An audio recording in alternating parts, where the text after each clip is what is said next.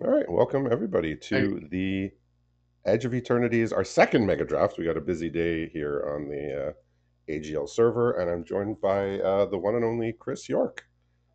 How's it going? oh, I am doing well. It's sunny here in Vancouver, and delighted to be joining for the coverage of our largest league to date. Can you tell us about our featured drafter today, Richard? Yeah, so we got he's a league rookie, so first league, first top eight. That also goes for three of the others joining him here. We got Clyde, who's pretty active in the streaming drafts and stuff. So I have chatted with him a good amount and seen him draft quite a bit. I believe he's joining us from Australia, if I'm not mistaken. So welcome to him. And Lovely. we got an Edge of Eternities pack here. Not a great pack. There are some good options. Close Encounter being probably the best among them. I see the mythic there is the Dominion bracelet. I don't think I've played with or against that. Yeah, no, I wouldn't be looking at that. I think like Harmonious Grove Strider might have been a consideration. Orbital Plunge and Depressurize, like good, but a step below the others. And Hmm. looks like he's gravitating here towards the Cryogen Relic, which very excellent common in its format. We are going to be mixing and mingling with four other sets, so remains to be seen if the Cryogen Relic will still be as much of a standout as it was in Edge of Eternities, where you could bounce it, sack it, do all sorts of stuff with it for that extra bit of value.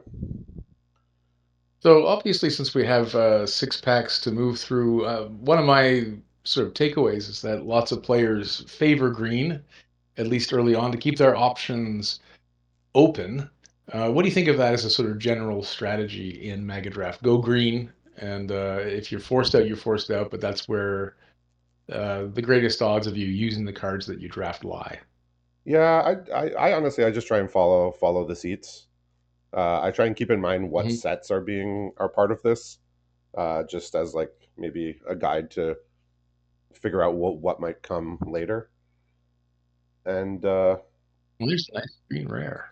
yeah, so that rare, it looks okay, but it kind of was underwhelming in Edge of Eternities. It wasn't really a graveyard set, but we are going to be venturing Hmm. into some graveyard sets here with like Final Fantasy, OTJ for sure. We're both heavy on the doing stuff with the graveyard. So the card like the Ice Explorer would go up in value in those situations. The Psionicist here Yeah, is one of the good things just about really Megadraft is solid it though. makes you reevaluate, right? Yeah. All these cards outside of their native context, sort of in the abstract. How does this work?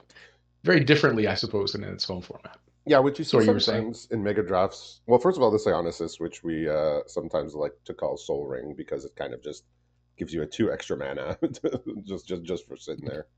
Really good one. Like Yeah. that's a card that I think is just excellent in any setting. Particularly good in Edge where there was a payoffs for casting two spells a turn. Yeah. So what I like about Mega Drops is often you'll see like a card that was like really good in its own format, but then you put it in a chaos realm and it maybe doesn't perform as well because it's more of a synergy card. Mm. And then you get the flip side too, where you get a card that was maybe underwhelming in its format, just because maybe that's not what the format was about, or the synergies were high and it just wasn't good enough. And then you see it perform well in Mega Draft. So we do see a bit of that on both ends. Cards that were good but less good now in Chaos, and cards that get to shine but didn't have their day. Not a I mean, not a it looks like what we're going for here is a hard lean into Simic already. I mean, I mean, I know that you're a big fan of trying to stay a pure two-color deck, if at all possible. You think this is a bit too early to be honing in on a color pair? I kind of have in the past in Mega Drafts gone in a little earlier than was maybe necessary on colors and didn't feel too punished by it a lot of the time. I think like for this pick, like Bombard is just appreciably better than a nutrient block probably in the abstract. Yeah, yeah, Um, like yeah, nutrient block, exactly. the power level of that is kind of very flat, but a Bombard is just a good It's removal. filler. It's essentially filler unless you have like some sort of life gain synergy. Yeah, or way to Whereas sack removal it. is always removal. Yeah, I mean, there are a couple sets that can play nicely with artifacts. I know Woe had like the bargain mechanic, so that works well with these nutrient block and cryogen relic if it comes to that. Okay, so now we have some removal he's respecting, right? Yeah, Embrace Oblivion, and there maybe that's the way to sacrifice the nutrient block you were just talking about. I mean that was a thing in the set, right? Like Embrace Oblivion. That Yep. was like one of the hallmarks of the blue black deck was like Embrace Oblivion sacking a relic or a nutrient block when that was an option, or Virus Beetle, or just any of I those I do like that Clyde insane is rare. opening it up a little bit. He might still sort of. I think this is his first Megadraft, so he might. I was worried that he might have locked in too early, but I'm glad to see he's broadening out to Simic. Sorry, to Sultai from Yeah. Simic. I mean, we haven't seen any green cards really coming his way. I mean, there was that rare, the Explorer, but I think that card's a little not, a little under where you want it to be. And Mecha Navigator, I found was a pretty decent card. Well, certainly we're seeing all the green just Or strangled out of the packs now, which is maybe indicative of how people are valuing the fixing in this format. yeah, it's definitely like a safer way to like say like okay maybe take some green cards and see where it goes, and that opens me up for options. We have seen that definitely work for a lot of people in the past, especially like in the last set of mega drafts. I believe both in both cases the winning decks in the Final Fantasy League were like these green 3 and 4 color decks that were able to just play powerful cards across several colors. Okay, he's being tempted into red now. Yeah, Red fully making up half the pack, yeah. and Debris Field not Crusher. terrible cards. Really. I mean, the Debris Field Crusher I think is a little below is just below rate on all of its aspects. Like the ETB, the size of the creature, the station cost is just all like below rate. I'm a fan of the Turbo Drome myself. I like that little artifact that gives everything else haste.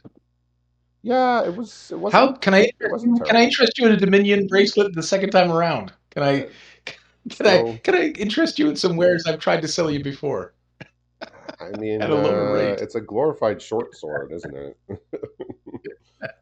With lots and lots of I guess he fake doesn't want to words craft. on it. He doesn't want to craft a wild card, and I don't blame him. You know. Yeah. So I mean, he's left himself open. He's taken blue cards. That seems to be the most open of the colors here. Uh, yeah, this Gale Blade not a great pick unless he's trying to double spell. That card usually won't make the cut. And then a microsize. All right, so we're off to I believe it's is it Mom or OTJ next?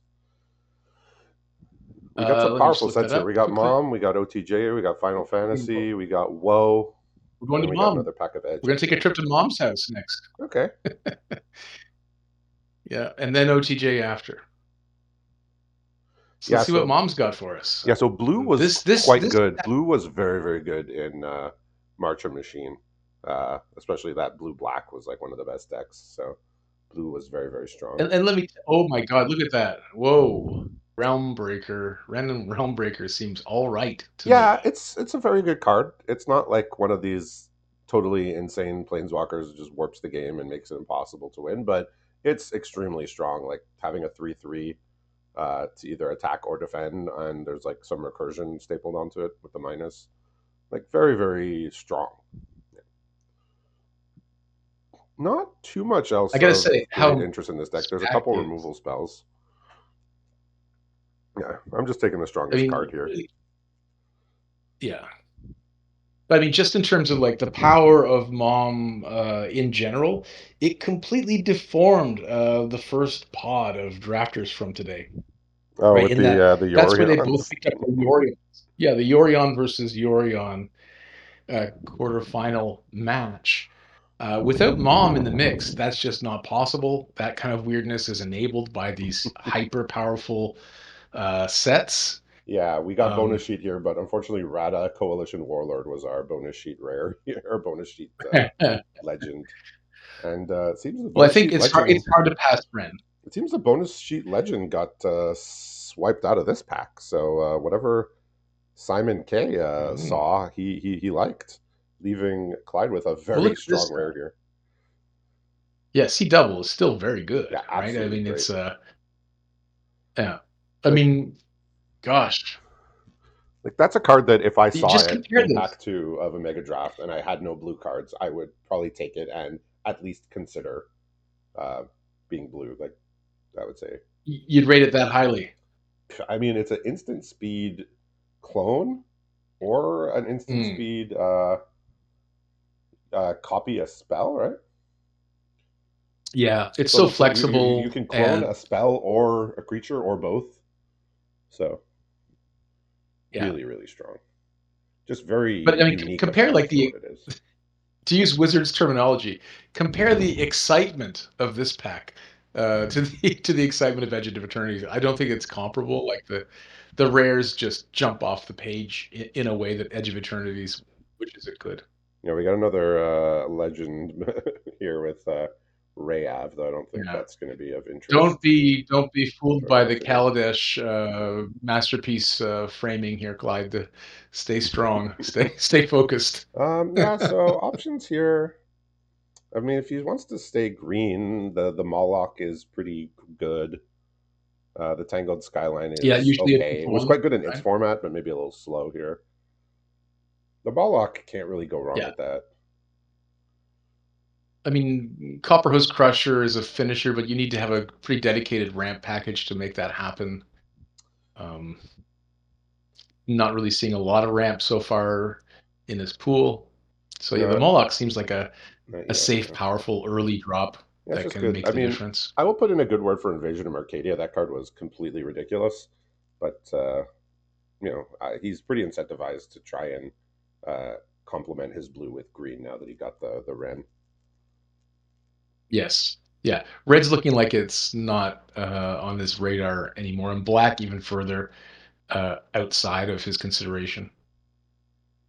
Black Yeah, seems to be drafted by somebody else pretty heavily here too. We're not seeing a lot of black cards even on the third pick here or the fourth yeah. pick. So no blue cards to speak of here that he would take. There's some options for green. There's the Mana Ramper, the Cameo of Whispered Hopes, There's your but ramp. it's just so That's small. great. Like 3 mana 1/1 is just so small. The Chomping Kavu was like a pretty decent 4 drop in its format, but like just very replaceable in general. Yeah. Looks like he's going for it, or at least considering it strongly, which Yeah, I don't blame him. I mean, 4 4 for 4, you can't really go wrong. Like it's looks like he selected nice the 2 drop. square.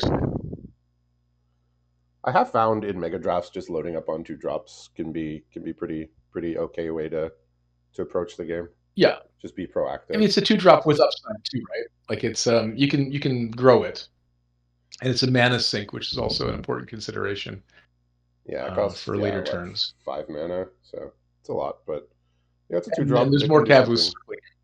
It can do something later If in you the game. feel sore about having to pass the Cavu, here's another shot at it. I mean, like I said, nothing wrong with the Cavu, just not a standout, just replaceable at the end of the day. But it's not it's not a Uh, bad card whatsoever. It looks like he's going to take this battle here.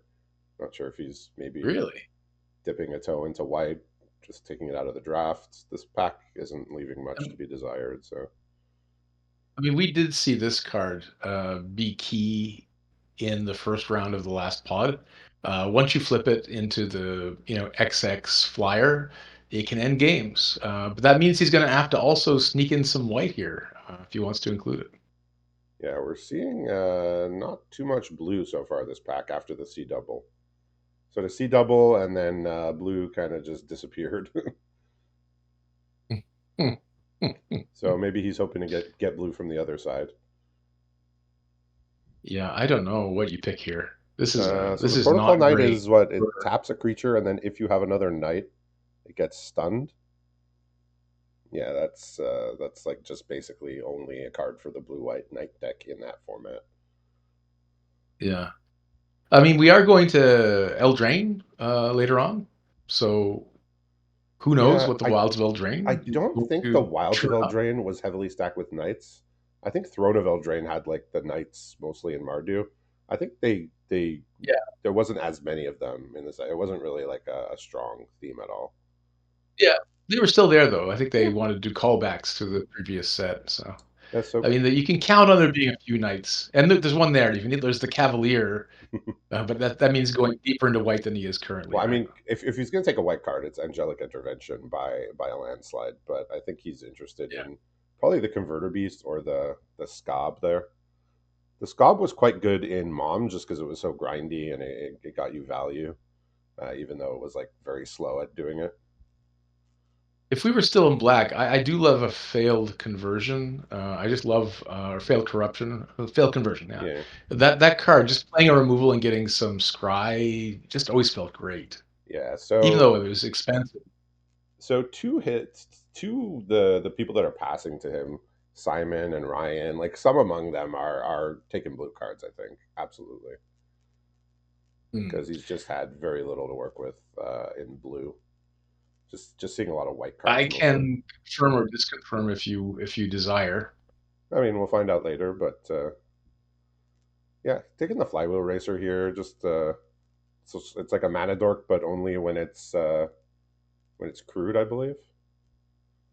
Yeah, it sounds awkward, but it's actually quite a good little fixer. And if you don't need the fixing, it can go to the face. So it's a pretty flexible card. Well, it has vigilance also, so I think the point is you can attack with it and then use the mana if you were so inclined Yeah, and had the if opportunity you're not to if attack. combat hasn't taken care of it, yeah.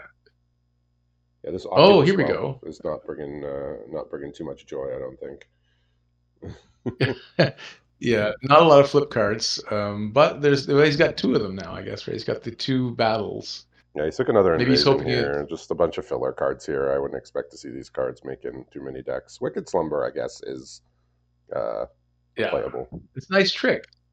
Yeah, I mean, like you say, it's one of those things that you can play with no mana up, Yeah, and sometimes it gets people. yeah, and It's pseudo removal, it right? has a little bit of You take creature optionality. out of Like play, you so basically yeah, get to split the two stud counters, or put them both on one yeah, creature. So there's a little bit of yeah. optionality. Again, he's taking very flexible cards, right? Cards that can help him come from behind or maybe sneak out a surprise win, like C double and Yeah. these sort of like glorified freeze. There both kind of play that role. Yeah, I'm not sure how I feel about disturbing conversion. I guess like when you're playing Simic and you don't have that many options for removal, it's getting a little bit more appealing. The Wildwood Escort is a completely reasonable card, just like a Gravedigger type effect. But Exactly, yeah. I For one man more and a slightly better body. Simic is basically always going to have the worst removal of any color combo, so you kind of have to take it where you can find it. That might have been the thought there when you took I think it was called disturbing conversion. You're rounding out the pack here, and then we're going to OTJ next, I believe, where Simic was pretty good. I know green was just the place to be in in OTJ. Like that was just like far and away the best color.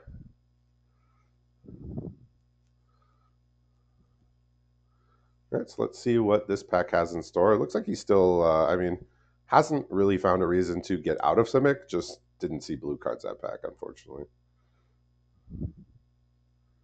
All right,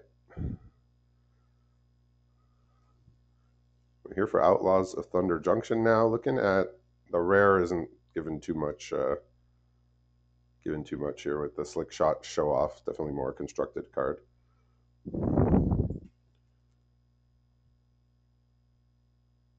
You there? I don't. If you're talking, I do not hear you, Chris.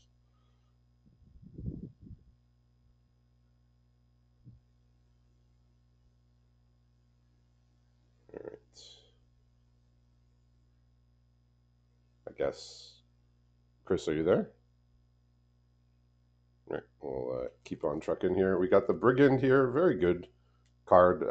Definitely not that hard to commit crimes in the set. Wow, there's some really good black cards here, but might be maybe too late to go that direction.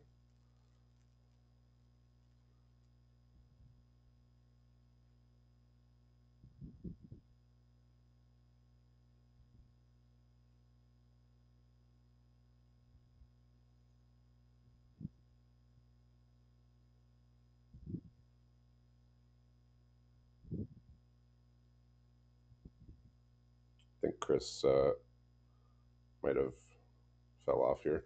All right, so I don't know if anybody else wants to jump in while we're waiting for him to get back online. He took the endless detour here. There was definitely the black cards there. Unfortunate accident, honest Retstein, but maybe he just said it's not an option. I'm already too deep into what I'm doing here. He did take the endless detour, which is kind of just it's like put something on the top or bottom, I believe. Kellen the Kid. Guess a spell from in your hand. Yeah, that one's a little hard to make work.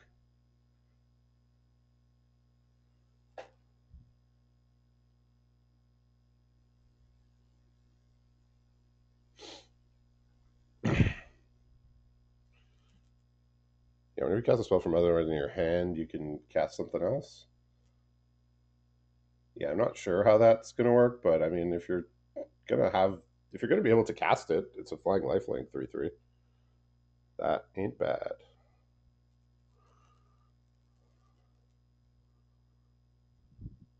Yeah.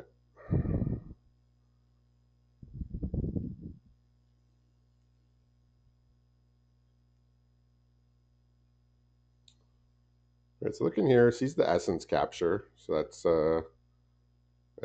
okay counter spell. So it's a little hard to cast, and it only hits creatures. But for your trouble, you do get a +1 counter on a creature you control.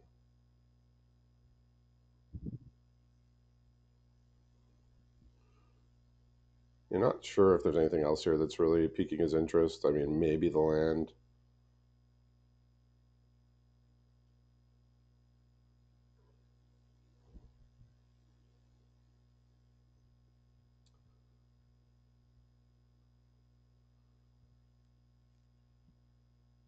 Yeah. So again, apologize. It seems my co-commentator has lost connection. So if anybody else does want to jump in, please feel free to do that. So I'm not doing it solo here. Looking at a few options here.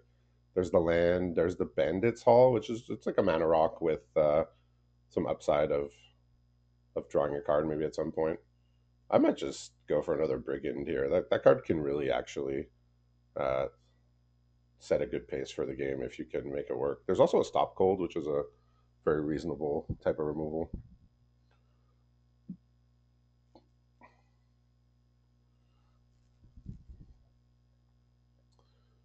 Yeah, so looking like he's in the process of building, sort of building as he goes here. Definitely with like his what you would call interactive spells pulled to the right side.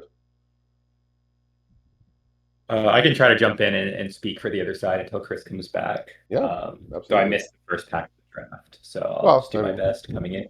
yeah, thank you, Cam, for jumping in here just to have me not running a monologue here. You save your voice a little bit. Sorry? Just save your voice a little bit Mm. for the narration. Yeah, Looks like he's taking a nice 2 drop. yeah. So I was saying it looks like he's like sort of dragged his interactive spells over to the right side, or just non-creature spells also, I suppose. Yeah, I took the crab here. Very nice 2 drop. Just so much toughness and that nice little effect. Ooh, some good cards here. I really Yeah, I like mean, it the looked. jailbreak scheme. It seemed like his colors were a little bit cut off in the last pack, but it Yeah, seems like he is correct in the correct lane here again. So that's good to see for him. yeah. So I mean, Cactarantula, even with 0 deserts in your deck, 6 mana 6/5 with that ability of drawing a card when it's targeted is just still good. Um, yeah, I think I might actually go for the jailbreak scheme here, just as like just a nice piece of interaction. The Metamorphic Blast is nice, but sometimes doesn't do what you need it to do. It actually does not have the creature lose abilities. So Oh yeah, interesting. yeah, I like the card. Like it's very nice. Okay, we got Detention Spear, which is basically a banishing light with some extra words. Yeah, he's already kind of thinking about splashing white anyways. It fits in with what Yeah. he's got So going. for limited, it's basically a banishing light. The extra condition Yeah. is that you can hit the same card if there's multiple copies of that card in play, and also you Hmm. can't de-sphere a de-sphere. Right, so this one is beginning to answer if you haven't cast a spell from your hand this turn, draw a card. So I don't know how well that's going to play with other sets. I mean, I don't think he got any warp cards, but I guess it technically would work with warp. Yeah, I mean, I suppose so it doesn't read that if you just haven't cast any spells at all, you still get to draw the card. Is if that if you did not cast a spell from your hand, yeah? so So I guess there is a basically, bit of just in a sad top deck game, you get to draw some cards. yeah, or if you have a lot of instants, which Yeah. honestly now, I mean, he's got the Geyser Drake, he's got the Canyon Crab, he's got reasons to like leave his mana up. He might maybe start really favoring towards instant speed stuff here to complement what he has so far. Um, Yeah, yeah, I so noticed he pulled his green cards down to the bottom. I wonder if he's thinking about just being blue-white base as opposed to blue-green. I mean, green just hasn't really been open. He picked up that Ren. He first picked a close encounter, and then he first Hmm. picked the Ren, and then he got a Sandstalker Moloch. I think picked 3 or 4, and then green just doesn't seem to be happening the way he needs it to. Yeah, and OTJ though was plot. That was the way to not cast cards from your hand, and I mean, in Edge of Eternities there was warp, but it wasn't like a big part of. It wasn't like there wasn't like a warp deck necessarily. Yeah, so he's got. He's pretty gonna be in blue for sure, and then he's just deciding exactly how he wants to set up the rest of his deck here. Yeah, I mean, I think I don't see a lot of the like green fixing that I would normally want to be like if at this point if I wanted to go base blue green, it kind of feels like it would be for the benefit of having an easier time splashing the white. Yeah, I think these sets are just so Uh, powerful that people want to try and get into green just to keep their options open, just play all the powerful stuff that they find. yeah, So, like, trying to get into green early and fighting over it ends up being worth it if you can find the fixing and the power cards. And we got Final Fantasy here, another very strong set. yeah. Uh, Looks like he's White Auracite and the Imperial Wall are both in here. yeah, the Wall He's of in Omens white. is a good one. Mhm. Nothing blue here for him. So he's looking at Wall of Omens or white Auracite. Wall of Omens, if he is trying to do this sort of 3 color deck type of thing, the Wall of Omens would fit better than a white Auracite, which is slightly harder to cast. Uh, and I think he's just going to go for the nice little value creature here. Yeah, I guess it's a safer pick. I mean, I'm a Oh, or sucker for any very. creature that comes in and draws a card, even if it's a 2 mana 0/4. Works for me. Yeah, so we are definitely seeing powerful sets here, but a lot of the packs he's seen have not been super powerful. It seems like everybody on the draft pod knows what the most powerful cards are, and they're keeping them away from the others. Yeah, I mean, sign of a good pod, Yeah, all these people made this. it to the finals, so Yeah, absolutely. I mean, we're gonna get to see, four of these players are it was their first league, and they made top 8. So and Jonathan P, he's only been in 2 leagues, but he's top 8 at both of them. So definitely some newer players to us, but very good to heavy go along hitters with for the players sure. that we know are good already in this pod. And Sleep Magic looks like a pretty nice one. He needs the removal. It's cheap. It does kind of everything you need for 1 mana. Yeah, great spell. Always happy to have a Can't copy really of ask it. for a better removal spell in blue, honestly. Yeah. He considered the T-Rex there for a minute too. I think still weighing the idea of trying to splash into this 3 color deck, but ultimately chose the Yeah, removal spell.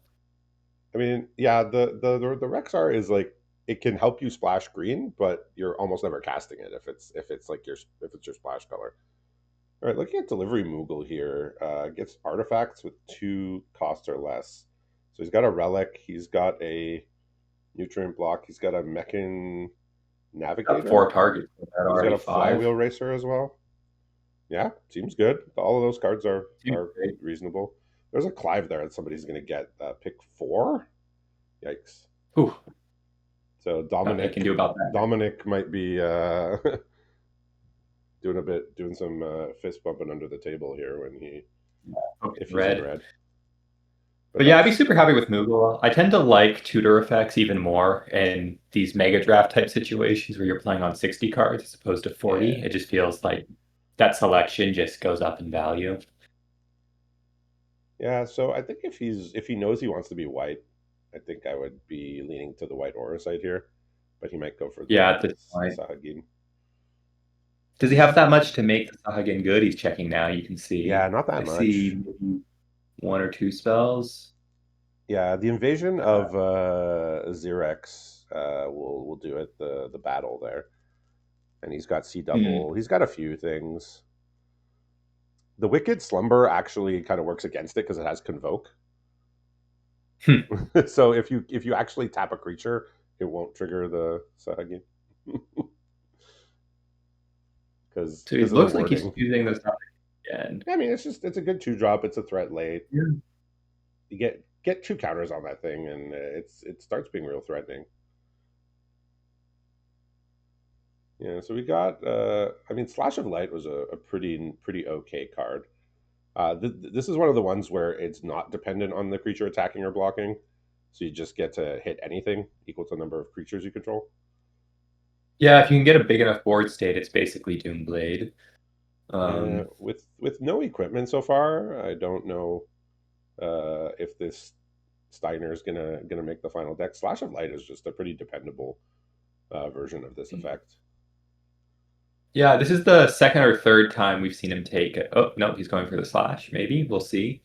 But he's kind of chosen, I think, solid 2-drops over removal several times. And we're kind of seeing those sliders as they shift together as the 2-drops get a little bit worse in his deck compared to the ones he took previously. And we'll see if he eventually hits that point where he values the removal spell over those 2-drops. But so far, he's happy to just take those early playable creatures.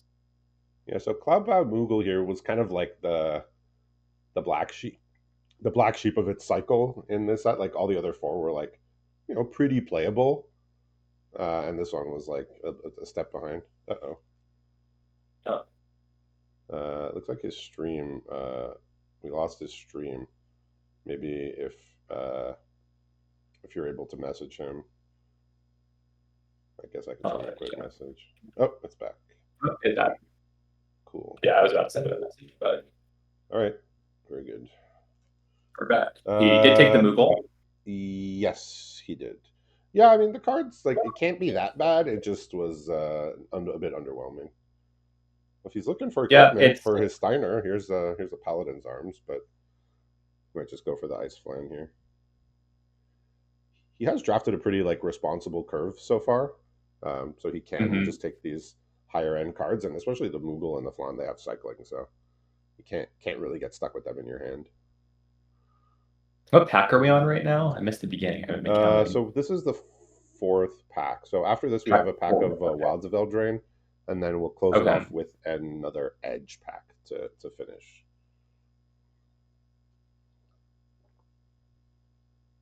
Yeah, so he took the Flan and immediately sees another one here.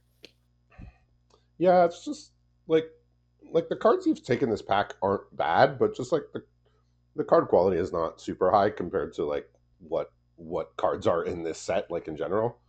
You're hoping for a bit more. I think you were hoping for a bit more of a power boost from the past couple packs. OTJ, I think Final Fantasy are so powerful, and it's like the cards you got from them are not bad, but they don't sort of stack up with some of the best stuff you can be doing in these sets. So yeah, I think he has just a very solid curve and some stuff to do, ways to fix his mana base, but not anything that really puts a ton of pressure on his opponent and says you can win the game with this. Yeah, when we look at the decks after the draft, we'll see exactly what sort of the other players were able to get from these packs and see if they were just kind of not the best packs or if he did get cut out of some potentially good stuff. We'll see that once we. Yeah, I mean, we saw that Clive go by pretty late in this pack, so whoever's in red probably getting hooked up right now. Yeah, absolutely. Okay, Retrieve the Esper is a totally reasonable card. It's just not doesn't doesn't stand out as like a really powerful card in this like Megadraft setting, but I mean, it's two bodies. It's a bunch of mana, but Yeah. it's two bodies. It's a playable. I'm always happy somewhere, further down in the pick order. I'm also often happy to play a Magic Damper and then side it out after I use it Okay, once. it looks like he did actually take the Chocomog there, which is the one that sort of gives all your other creatures +1/+0. Might be hoping to do some kind of go wide type thing. Yeah, he did just take that. I forget what it's called, but the sorcery where you can make 3/1/1s. So maybe Hmm. he's eyeing something like that potentially. Yeah, we'll have to see. I'm interested to see where he's gone. He's done his best to stay open. It's just it was never really clear which direction to go. So Yeah, and bear in mind, I think white goes wide pretty well in EOE, so he may just be thinking ahead to his last pack with the hope of being able to take advantage of what he knows to be open. yeah, so looking at Woe here, where I think blue was sort of the consensus like worst color in the set, and blue white the archetype just didn't. It was like you're supposed to be like tapping your opponent's creatures and having Mm. payoffs regarding that, and it was like it just didn't work well. It was just too clunky. Not that like you could just take the cards out of the context and they could be fine, but the blue and the white cards, or at least the blue cards, were I think individually a bit behind the other colors. So hopefully you can find some good stuff here. I mean, this Diminisher Witch again, it's kind of just like a filler card. Like it's fine. If you bargain it, you put a cursed roll on Yeah, something. shrink an opponent's creature if you have a token to sacrifice, I suppose, is its ceiling in this context. Well, he does But have a nutrient block and a cryogen oh, I relic don't you can know. sacrifice. So I did mention in pack one that those did work well with the bargain mechanic. So we'll see if he can find a couple other bargain cards to go with those. But yeah, Princess Takes Flight was a fun one, but that was kind That of was really more like a very specific to its format being good, like because you could sack it to bargain. Yeah, not nearly as good without consistent ways to prevent that third step from getting triggered. Um, Yeah, that one's a bit don't know that unfortunate. he has very much of currently. Maybe Yeah, if he can find some kind of flicker effect. I mean, Return Triumphant and Kellen's Light Blades are like totally reasonable white cards. I believe there is also an Evolving Wilds there on the top at the end of the top row if he's interested in more fixing. But yeah, Princess Takes Flight Yeah, was like a card that was like good in its format, but when you take it out of its format, there's less ways to manipulate it so that their thing's gone forever.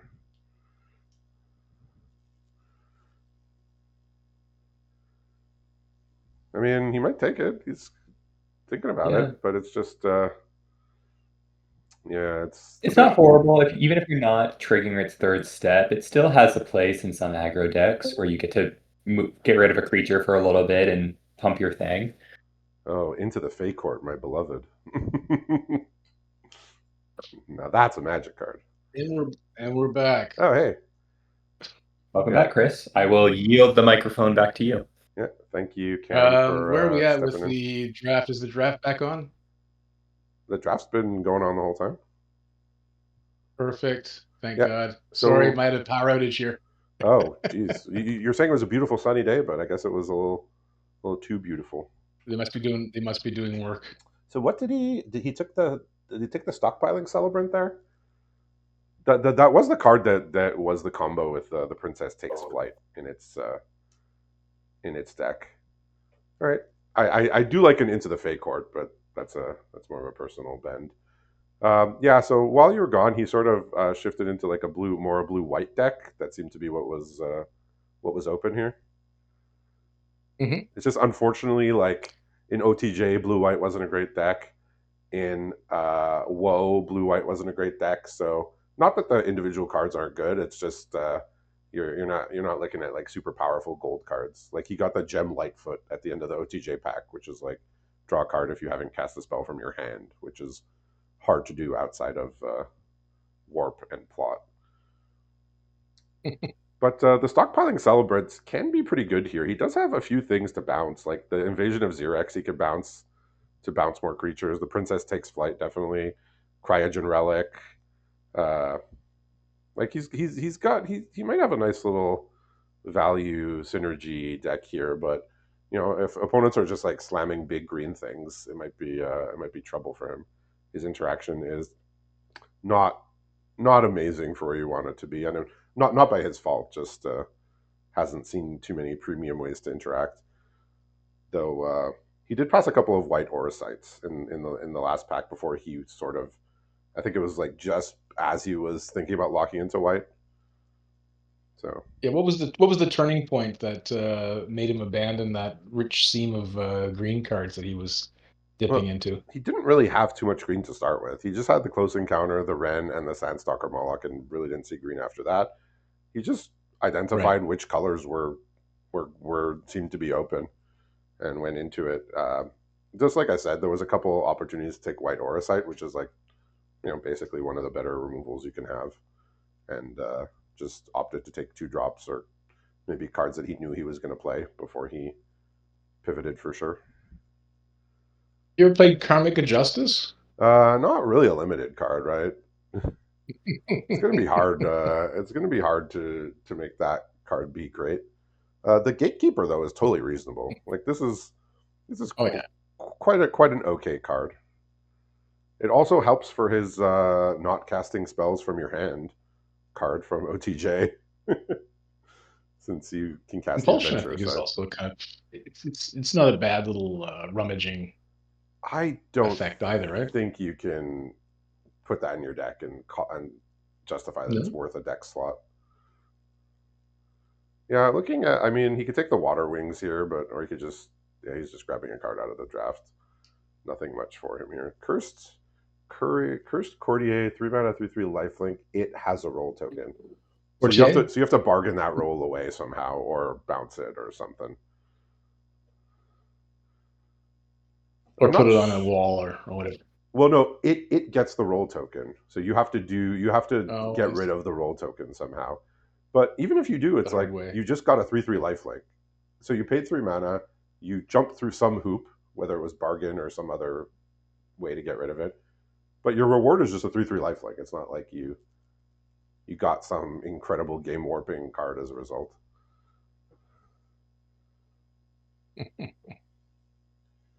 This Ice Rod Sentry, whenever it attacks, you may pay 2. If you do tap a creature, then whenever you tap an opponent's creature, it gets +2/+1. I mean, I think like the blue and the blue white tapping deck was not great in WoW, but that card just seems like it can't be that bad on its own. Yeah, it could steamroll. Yeah, I wouldn't know about Steamroll, but it certainly has function. The misleading motes here is one of those cards that we see in every set now. 4 mana, put something on the top or bottom. Our opponent chooses top or bottom.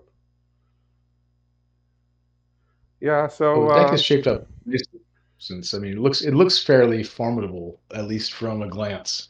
yeah, he's definitely got some fun little synergies he could do. I just wonder if he's just going to get hit over the head with power cards and just be sort of left piddling around with his like. I like a lot of the stuff he's doing with like the stockpiling celebrants, bouncing some value stuff. Um, a bit of a there's like a little bit of an instant speed package there, but like I said, I wonder if just somebody's just going to come and either go aggro on him or just have really powerful green stuff and just go over the top.